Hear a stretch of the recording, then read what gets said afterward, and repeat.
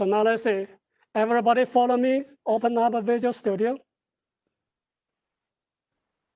Oh, you cannot see? Why?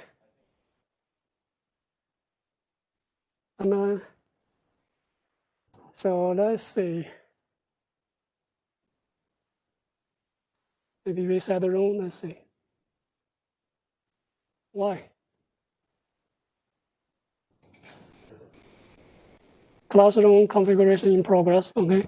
So still not cannot see. Okay.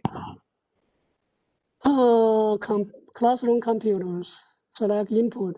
HDMI. What is going on here? There's so many problems. Let's try this one. Does that work? Not at all. Okay. So what is going on here? Display settings. What about this one? Still not working? No?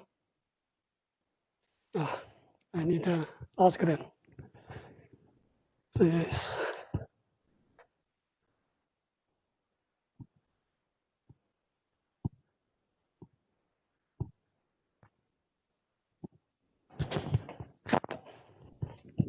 Screen is not showing.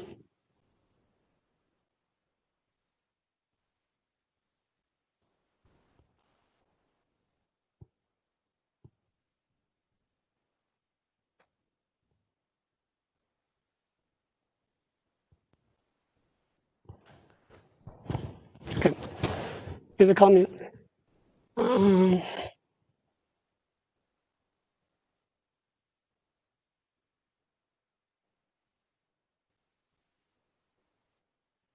The screen is not projecting to any of those.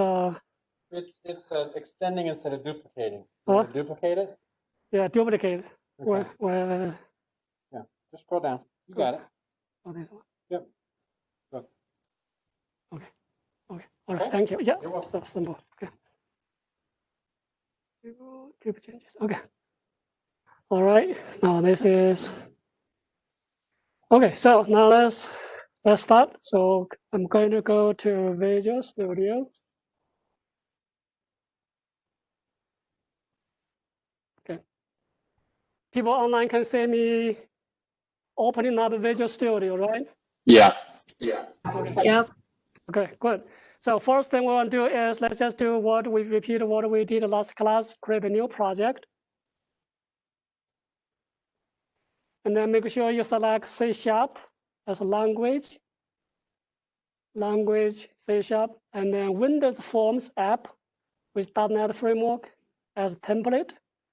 And now let's try to say this is my first exercise. So I'm naming project using one word. And one word is not one word, multiple words, but just or there's no space, okay?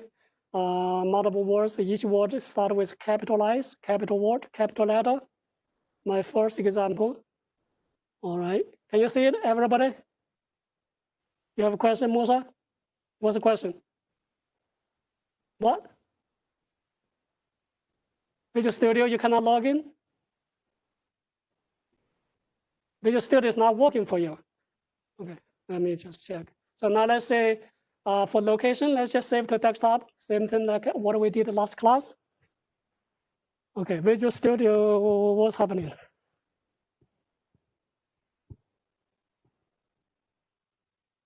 It's working. What's my first example?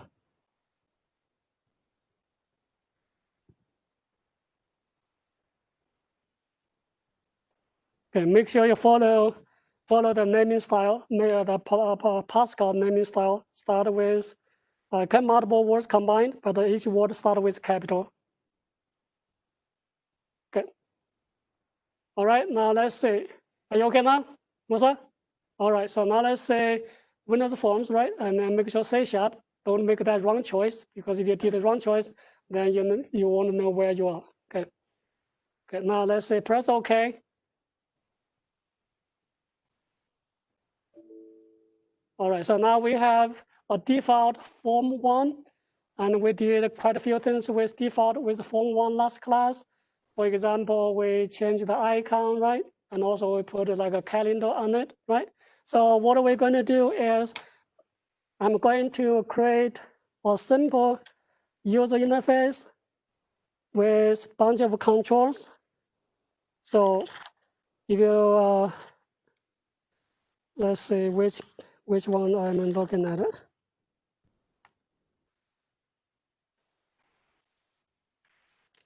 Okay, so it's actually quite, it's inside the weekly outline, but somewhere toward the middle, let's say graphical user interface. Okay, so it has like a, I think like some kind of like a, something that for users to create like a user account thing. Okay, so if you look at the weekly outline, you just follow me, okay? Just follow me. I'm going to create a user interface for people to create account, okay? So first, if you on your left, you say toolbox, right? Everybody? You see toolbox? Now let me know if you have questions, okay? So this toolbox will be available, will be visible only if this form 1 or this is, let me see, how do I get rid of this one? Let me put it somewhere here. Okay, so if you have my forms 1 open, if you have somewhere something else open, so for example, app.config open, then this toolbox will not be visible to you. Okay, so only if you have forms 1 open, and then this canvas is ready for you to draw things, and then you have toolbox. Okay, click on toolbox, and now you go to all Windows forms. Click on that. See that? So it dropped, it'll say a list of things here, right? A lot of things here. So let's do something simple first. So a label. Okay, let's create a label here. Just drag that to the form. All right, and then for each control, one of the basic things you need is a name. Okay, so let's try to create a name for this label. That will be done through this so-called properties. Do you see the properties window? Can you see my mouse moving, online people? You see my mouse moving, right? Okay, so now over here, you can also sort this names, sort these properties, A to Z or Z to A. Okay, this is A to Z, I think. Okay, and then if you move all the way to the top, you should have a name there, a name property. So for any of those controls you put on the canvas, you need to have a name. So for this one, let's just say LBL, create like a label. Let's just say this is account type, right? So let's say type, LBL type. Okay. All right, so this is a label, and that's just a name. And now the next part is what do you want to display for the label? So that part is text. So let's change the text. Okay, text. So let's just say this is user type. All right, and then put a colon there. So now you see that this label has been changed. You see that? Okay, now let's do one more label. So this time I'm going to create another label for first name, something. First name, last name, something. Okay, so let's just create another label to follow in the same process. Okay, and then first of all, give a name all the way to the top. LBL, let's just say this is F name. Okay, and then for the text, I will use first name and also a colon. All right, you want to do one more label? Let's do it. Okay, so it's pretty easy, right? So just give a name and give a text. So for most things, just like that, LBL, and let's just say this is last name, L name. And then label. So let's just change to last name, the text, last name. Okay. And then for all these labels, let's just try to make them aligned. So you can select, hold each label, hold alt label, and and then hold your control key or shift key. So select and then hold the control key, and then select all of them. And then you can align them. So for this one, let's say I want to align to the right. Okay, so everything to the right, align to the right. Hear that? Okay, so this is how we do label. Now I will do next control, which is radio buttons. So for user type, I'm going to say either student user or faculty user, right? So I'm going to have 2 radio buttons for people to make a choice. So click on the toolbox again, and now let's find the radio buttons. Radio. Where's the radio? Right here. So radio button here. So let's put a radio button here. And then for the radio button, we'll do the same thing. Let's say first we give a name. Okay, so this is RAD. Let's say this is STU. Okay. You following me, everyone? Okay, give a name. And then let's give a text. So the text for this one, let's just say that's a student. Okay. So now we have 1 radio button selected. 1 radio button, okay? And now let's do second radio button.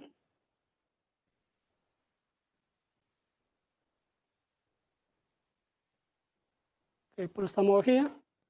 So let's say this time this radio button is for faculty. So let's change the text to faculty. Yeah, question. Yeah, yeah. Radio button, and then you go to text, change the text. Oh, you probably have something else, so another one overlaying that. So just move that radio button away, and then see whether you see another radio button in there. Okay, so now let's say for second one, let's just say that's instructor. So it's modified. Okay, just a second. Okay, let me just a second. So I'm going to change the name to instructor, RAD instructor. Okay. All right, so what's the problem? So I named it red. Select the radio button first. Okay, select it, and then go to here, go to text, you need to change that. Okay. Select. Yeah, you need to select the radio button, it says change properties. Okay, anybody else has trouble? So the point is having on-site class is just like that. We have to get used to this software stuff before we can comfortably do online. All right. Now, what if I want to make this to be sort of like in one group? These 2 radio buttons should be in one group, right? So what we could do is we will create question. Anybody has a question? Okay, so 1 student joining late. Now, let's say you can do something called a group control. Group box. Where's the group box? Group. Maybe top. Yeah, group box here.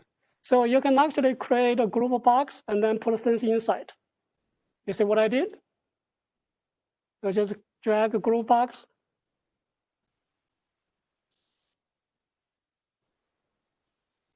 Okay, and then for the group box, you need to have a name. You can have a name. I will just say GB type. Okay. And then you can also give a text. The text is the user type. All right. And then we can put this radio button inside the group box. So that way, when you move this group box, then everything inside will be moved. So let's say if you go to move your mouse to the place, you'll see the cross each other sign, then you can move. You see that?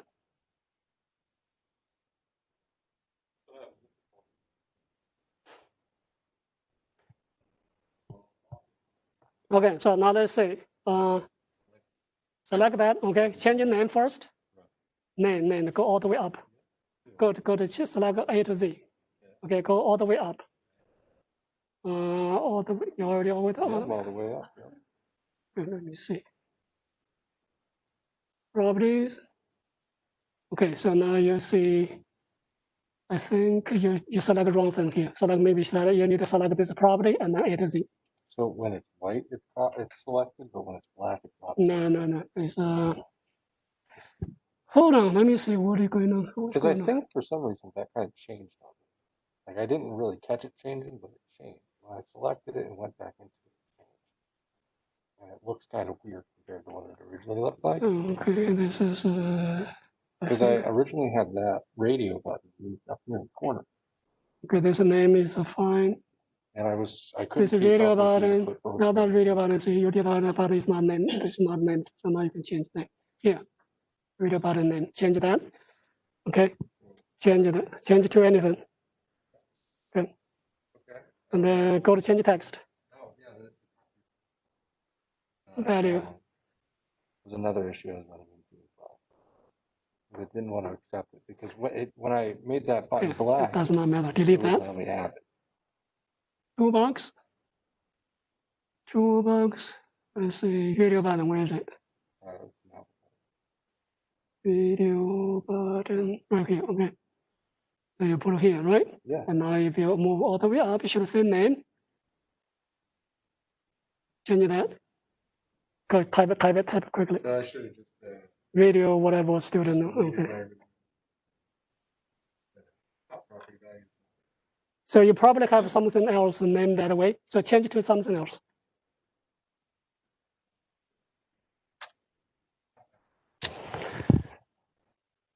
No, not trial. Just say RAD, capital S. No. RAD, capital STU. Okay. Yeah, doesn't matter. Yeah. Not that one. Not valid. RAD is fine. Huh. Okay, let's just use RAD and then RAD2. Now, give a text, student. Okay. Now, let's do it again with the second one. Okay. All right. So everybody tried a group box, right? So for group box at this point, it's probably this text user type probably does not make any sense. So I can just get rid of it. So you can have no text. So that way you see the group, but then you don't see a text around it. So we did the labels and the group box and also radio buttons. Question.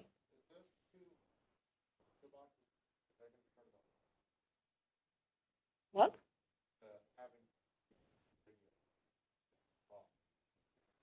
Yeah, in that you just make sure that you use group box, and then put a radio buttons inside the group box. Yeah, it's already recorded. Good. Yeah. Yeah. All right. So now let's say I'm going to go to a third type, which is text box, which is also a very basic type. So third type, text box. Okay. So text box is for users to type and also display. Label is just for display. Okay? So the difference between label and the text is that label is just purely for display. So here the text box. So basically two properties. First of all, let's give a name. So I will call that txt first name, F name. Okay. And what about text? You can leave text empty. Okay, but if you put something here, say Jiang, then it will be displayed inside the text box. txt name, first name. txt F name. Yeah. All right, everybody online, okay? Yep. Okay. All right, now let's do it again. Let's do last name. Go to toolbox and do text box again.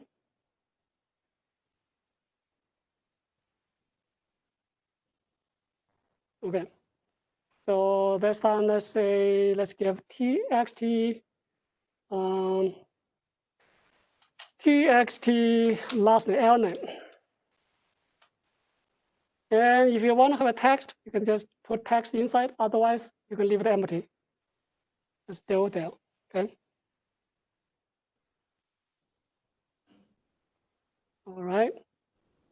Next, let's say I want to use combo box or drop-down list to show a list of students' school to choose rather than to type. So I will going to create a label first. Label.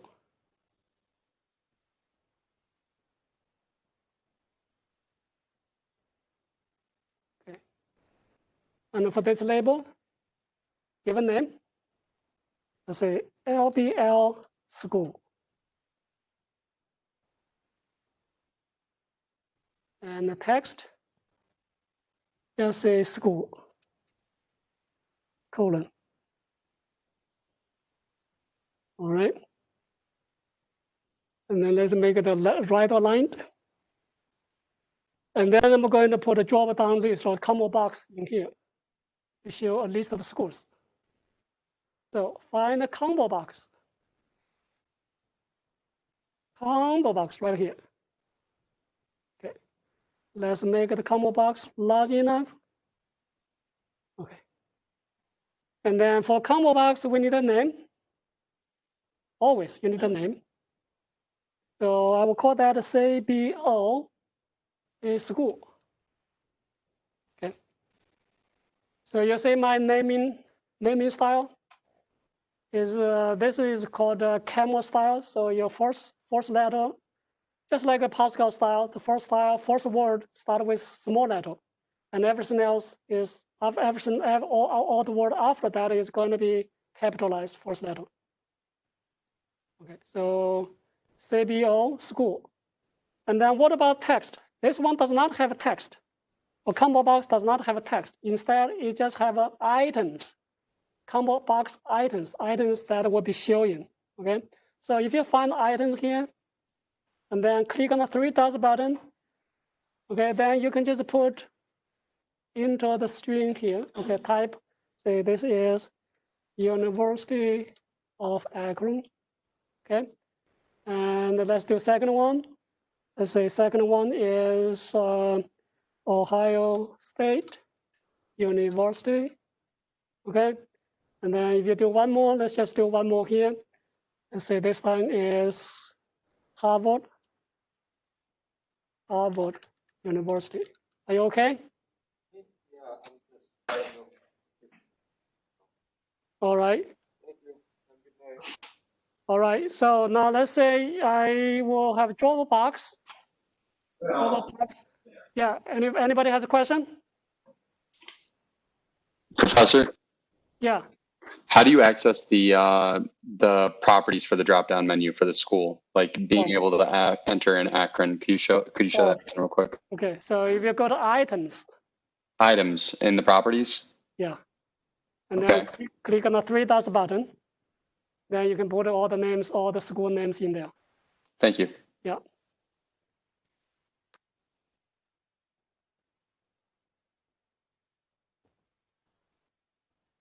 Question, Musa? Which one? You want to do text box. Text box. So stop me if you are lost, okay? Otherwise, assuming that you're okay. And this is a combo box.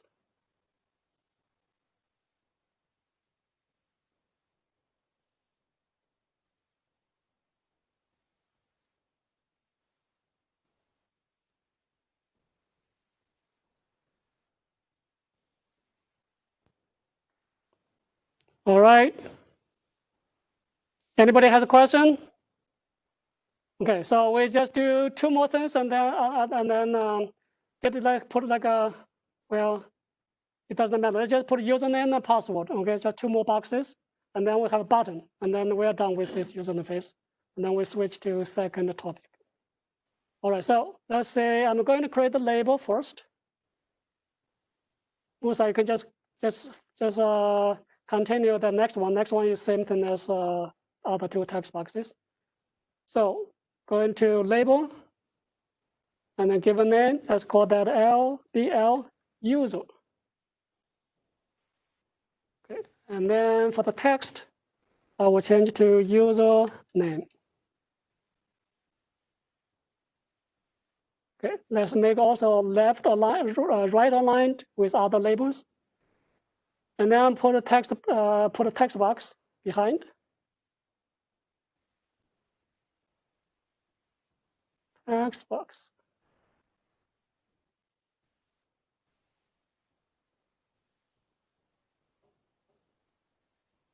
Okay, so for text box, let's do the same thing as before. Give a name, txt, let's say user. Okay, and we can just leave text box empty. That's it. Now let's do one more thing, which is a password. Same thing, label first.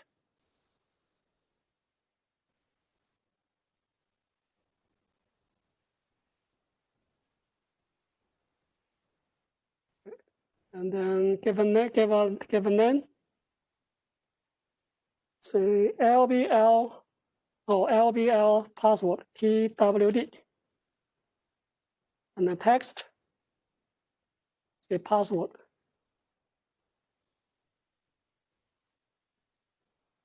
Okay, make it right aligned.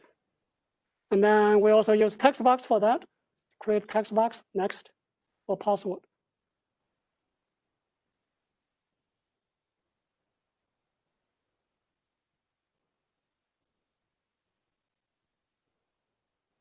Okay, so have a name, just a name, txt twd. Okay. All right, so finally we'll just create something like a button, right? So that press a button to sign up. So go to toolbox. I think at the very top you say button. I'll put a button here. Okay. And the first button will give a name, btn as sign up. Button sign up. And the text, I will just do sign up. Okay. So that will basically show up so people can click. And then I can also make this S to be hard key by putting ampersand in front of it. Say ampersand here. Okay. Put ampersand in front of S.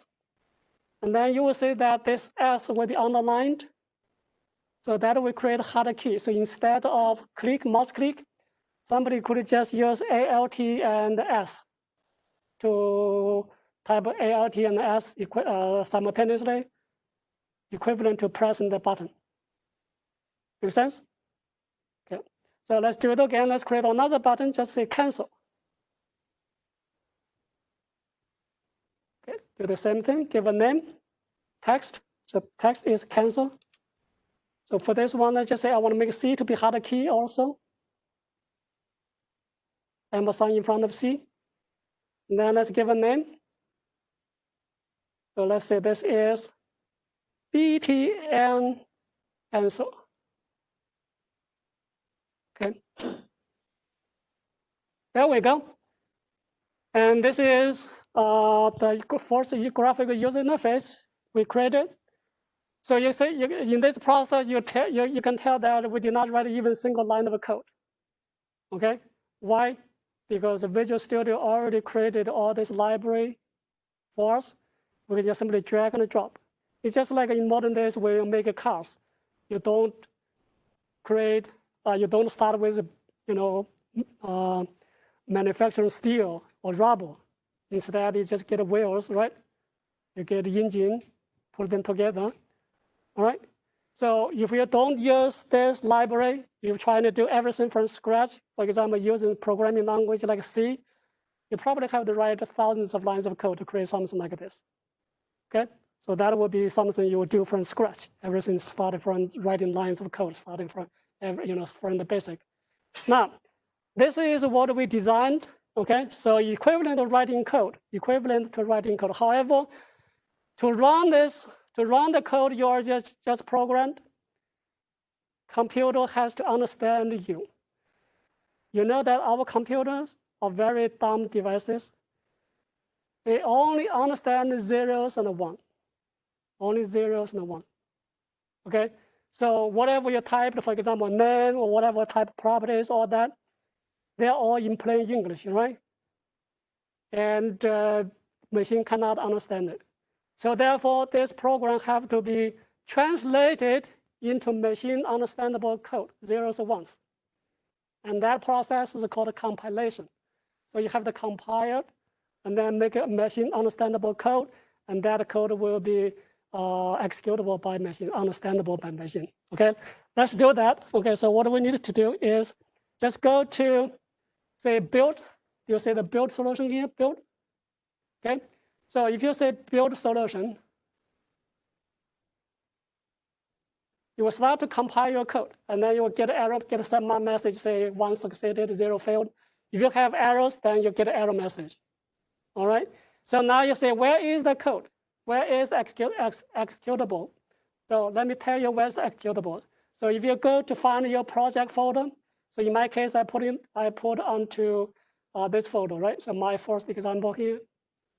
Okay, and then if you go to my first example here, and then you go to binary, and then go to debug, there is a file called my first example.executable.exe.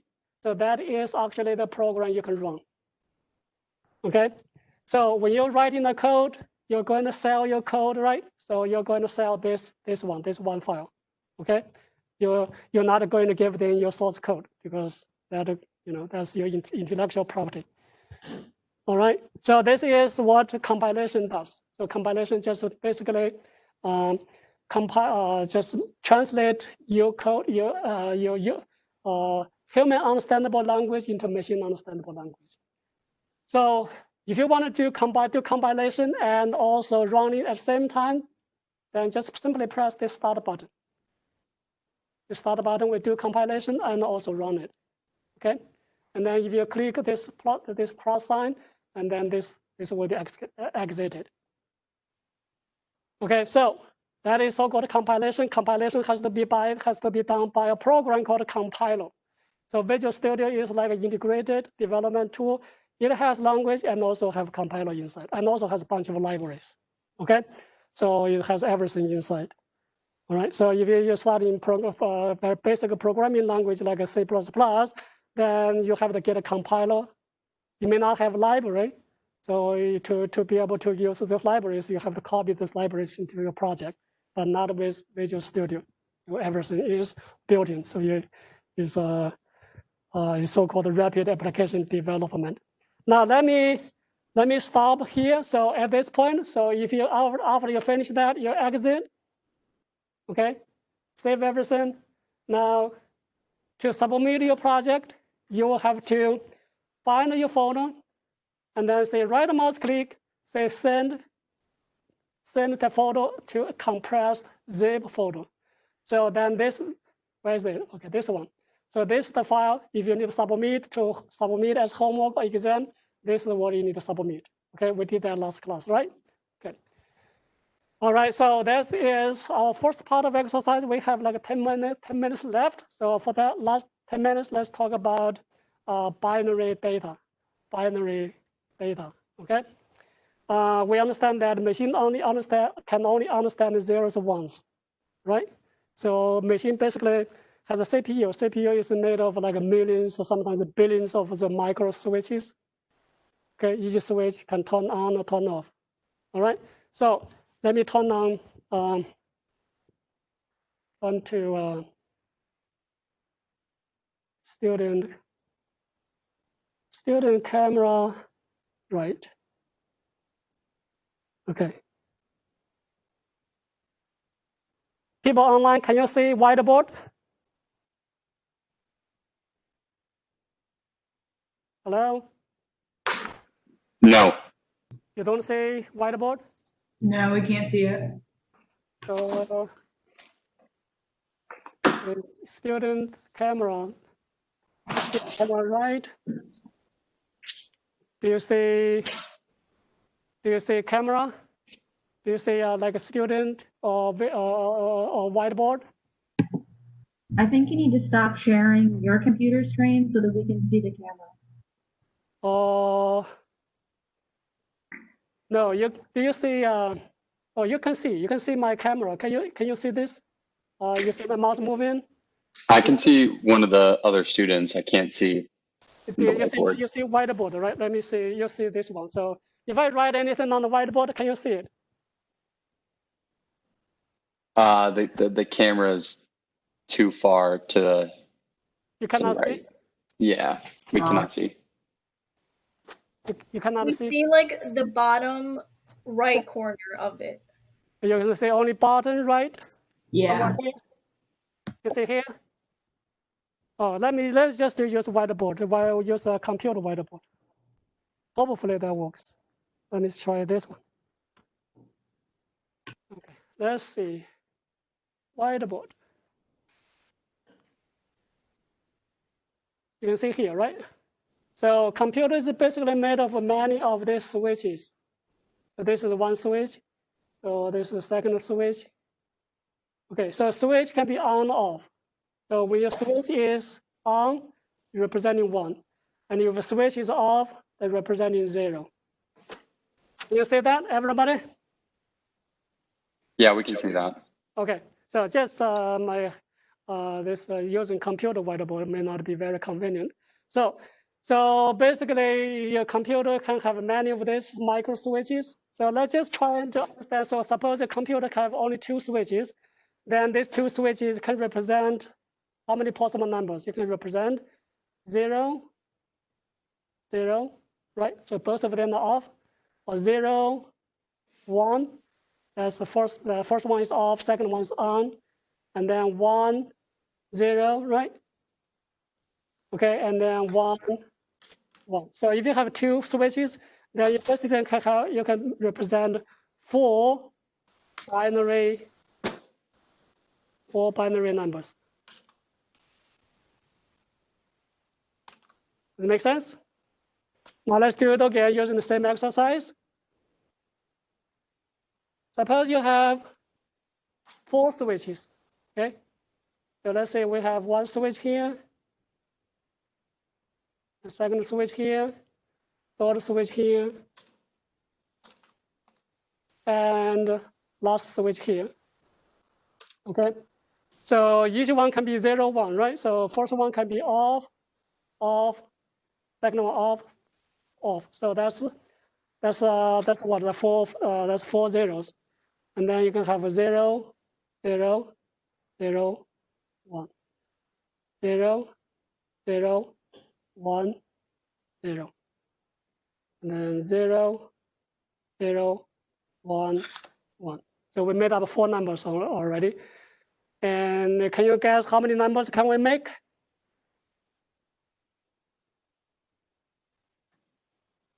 If we continue this, how many numbers we can make? So we have 0, 1, 0. 16. 16? How many? So if we have 2 numbers, 2 switches, we can make 2 to the 2, which is 4 numbers. If we have 4 switches, we can make how many? 2 to the 4. Okay, which is how many? Is it correct? Yeah, that's correct. 16 numbers you can make. And what if you have 8 of such switches? If you have 8 switches, how many you can make? 2 to the 8. So that would be how many? 256, right? 256. Okay, so if you have numbers like 0, 0, 0, 0, 0, 0, 0, 0, so that's 8 numbers. And the last number will be 1, 1, 1, 1, 1, 1, 1, 1. Okay, so in total, how many numbers in here? 256. Okay, so each of this is called 1 byte. Each byte consists of 8 bits. So this is 1 bit, there's 2 bits, 3, 4, 5, 8 bits.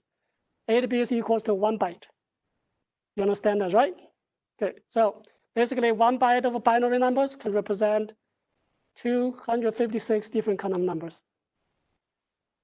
Okay? Now the question, how does a computer represent everything into zeros and ones? So we already know that computer will represent everything as zeros and ones. And that includes text, audio, pictures, and numbers. So how does a computer represent those, represent everything as binary numbers? So for that, I have like a couple of pages in week one outline, just explain it to you. For example, let's say if I want to have a number, let's say the number is 23, okay? So how is 23 will represented by a binary numbers? Okay, so that process, let's just do that simple exercise by hand, and then later on, we are going to actually write a program to do that, okay, using computer. So how is the process conducted? And this is simply done by simple division of by 2. So if you do 23 divided by 2 first, okay, so the quotient should be 1 and 1 here, and then this is 22, right? And the remainder is 1 here, and this remainder will go to be the last bit, 1 here, put 1 here. Okay, and then you continue the process, and then use 2 divide 11. So now let's do the second one. Okay, so I have a limited space, just show you the idea. So 11 divided by 2, the quotient should be 5, and then this is 2, 5, 10, right? Minus 1, so minus 10, so that's 1. So that remainder will go to be second.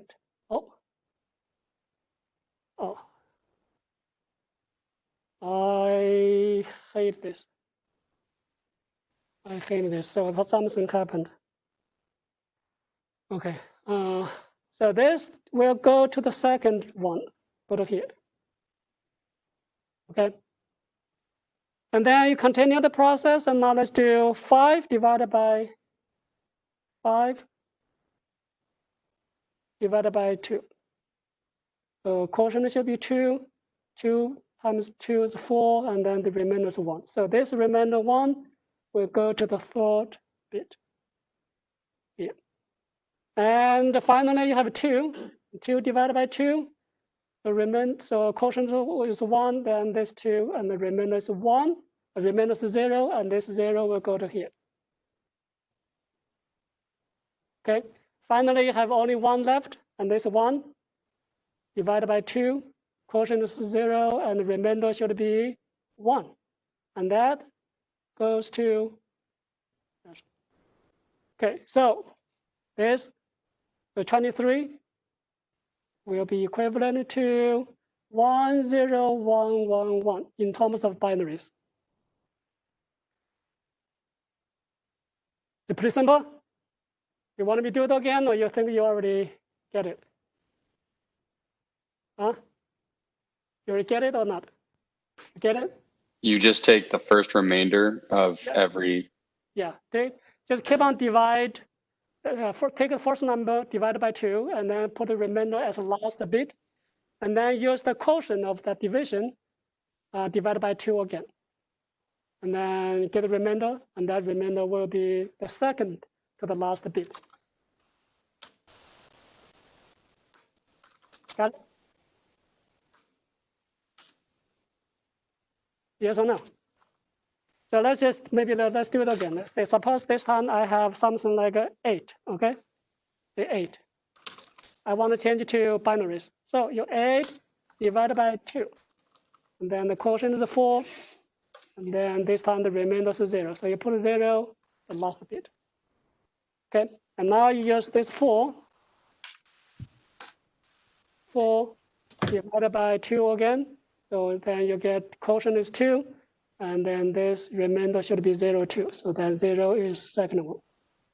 I'm sorry to interrupt you, Professor. I just have a question. Yeah. Why is it always divided by 2? Because you're translating that decimal numbers into binaries.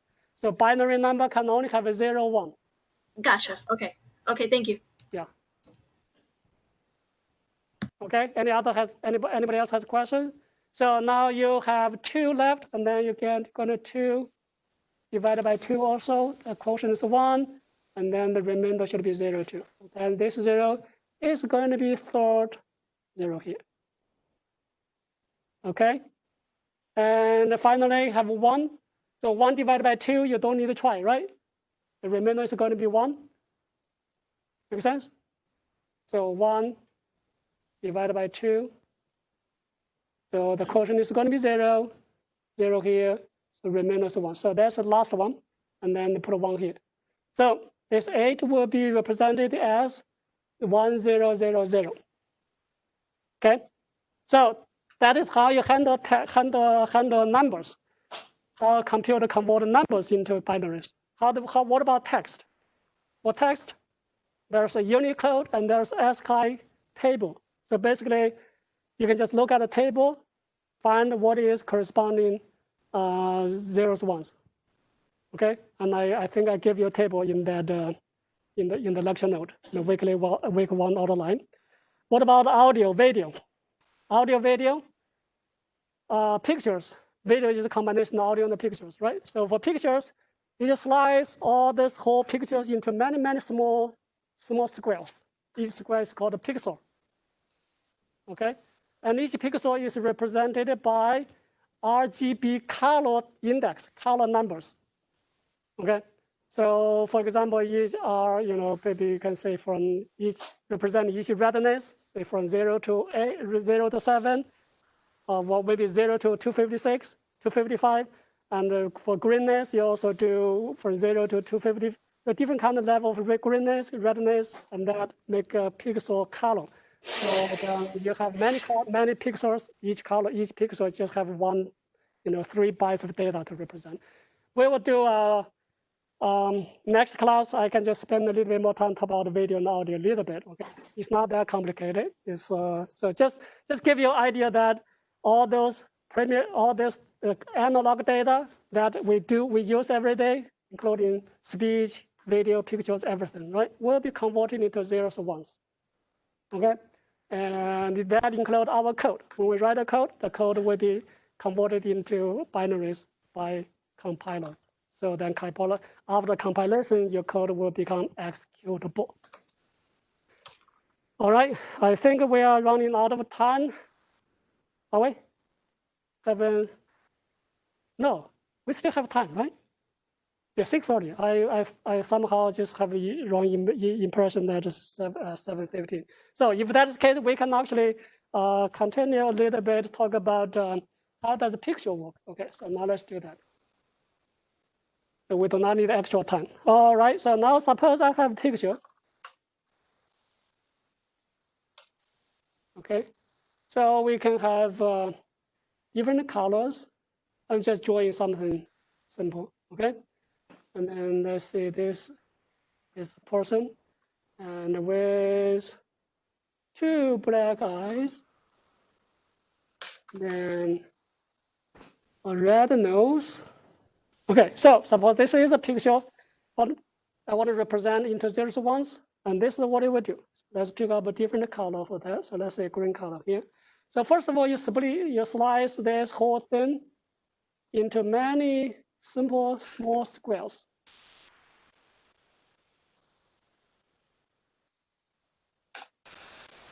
Okay, small squares like this.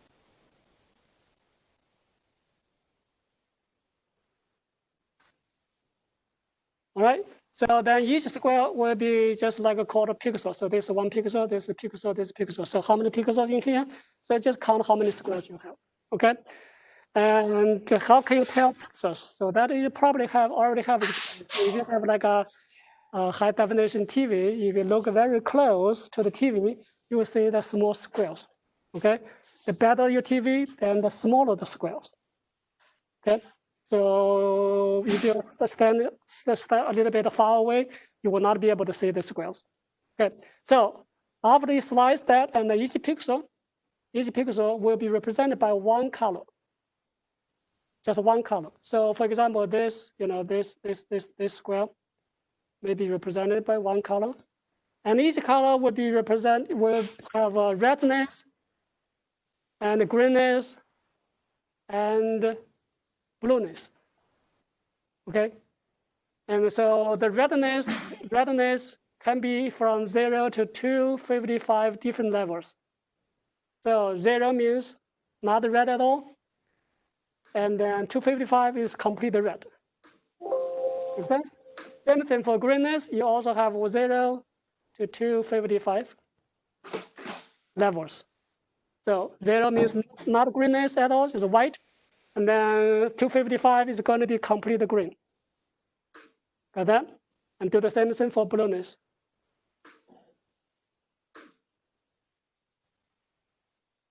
Blueness. Okay. So then each color is a combination of redness, greenness, and blueness. Okay. And then for each redness, for each level of redness, you can use 1 byte of data, 1 byte of zeros, ones to represent. Remember, 1 byte representing any numbers between 0 to 255, right? 256 numbers. Okay. And then for each greenness, you also use 1 byte. So 8 bit of zeros, ones. And then for blueness, you also use 1 bit. You also use 1 byte, just one byte of zeros, ones. So 8 bits. So in total, you are going to use 24 bits. 24 bits. So 24 bits representing a color for the pixel.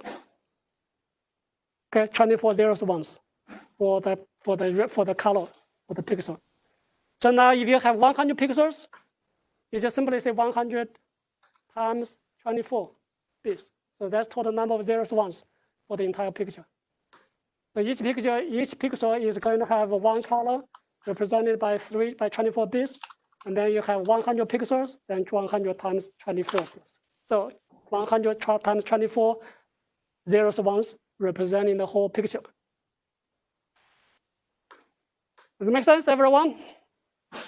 Okay, so that's how picture is done. And then what about the video? What about audio? What about sound? Sound is kind of similar. So if sound is actually, basically, you can just think of sound like a wave, right? You see that? Sound, you can just imagine there's a wave. And wave over time is a time. Okay? And then for the sound, you can say, I can take a sample, take a wave sample, wave, say, hi, measure the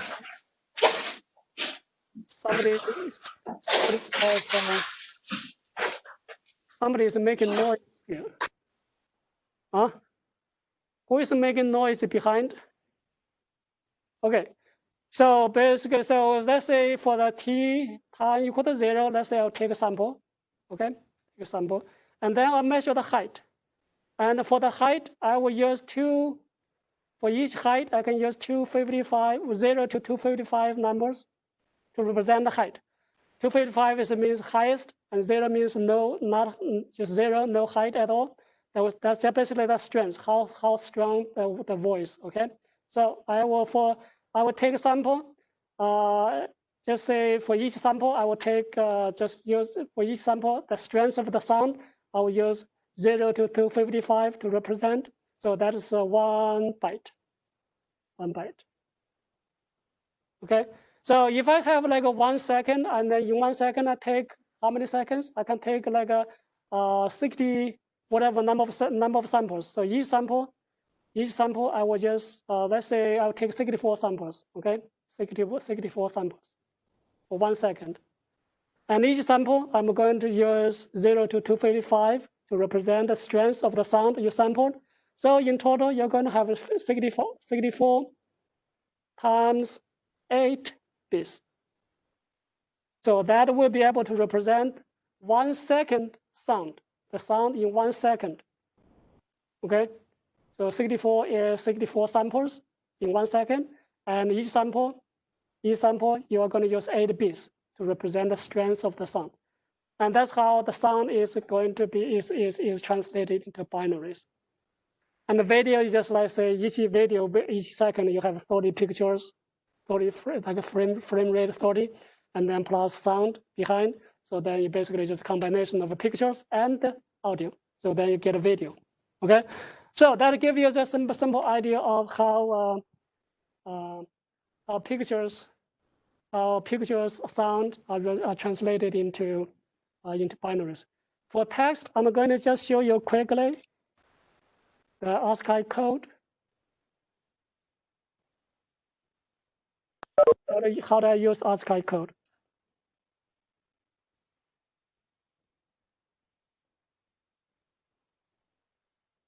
Okay, so now let's say if I go to course materials, then go to week 1 outline. Okay, so if you look at somewhere toward the end,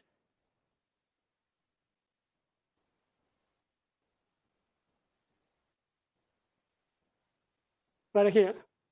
So here you see so this is ASCII code. ASCII stands for American Standard Code for Information Interchange. So if, for example, if I want to find a space, so what is the binary for space? So look at the space first, and then you look at what is this? The B7. So there's a B5. So you start from horizontal line, okay? So space horizontal line is 0, 0, 0, 0. Okay, that's 4 numbers. Okay, and then you find the column. Okay, 0, 1, 0, 0, 1, 0. So the binary code for space is going to be 0, 0, 0, 0, and then 0, 1, 0. Let's do it again. Suppose I want to get a capital A. So capital A, you find the horizontal row number for that, the binary number for that. That is 0, 0, 0, 1. Okay, the capital A, and then 0, 0, 1. So that would be the complete binary for capital A. Make sense? So by using this table, you will be able to find all American characters, including printable, non-printable ones, represented by binaries. Okay, I think everything is finished on time. I think we still have 2 more minutes. Let's see whether anybody has questions. Yeah. What's your question? Dropbox? Okay, just a second. Anybody has other questions? Yeah. Scroll down, okay. Homework session, okay.